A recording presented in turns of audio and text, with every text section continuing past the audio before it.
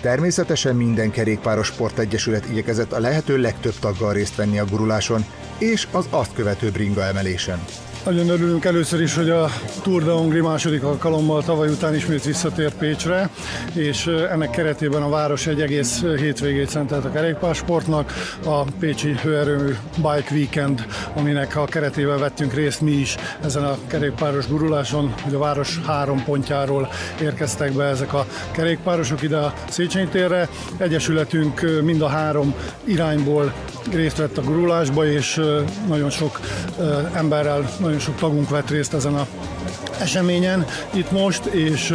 hát láthattátok mindenki, aki itt volt, hogy összesen milyen sokan vettünk részt, és a csúcspontja ennek az beérkezésnek a közös bringa emelés volt, úgyhogy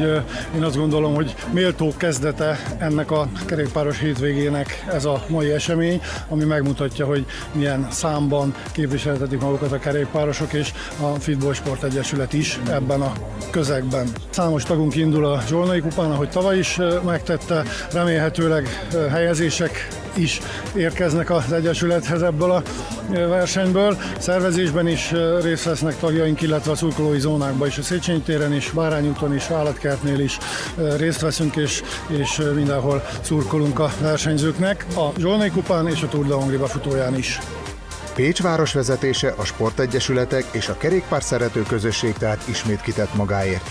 Már az első napon nagyon sokan mozdultak meg a Bike Weekenden, amihez az időjárás a lehető legjobb partner volt.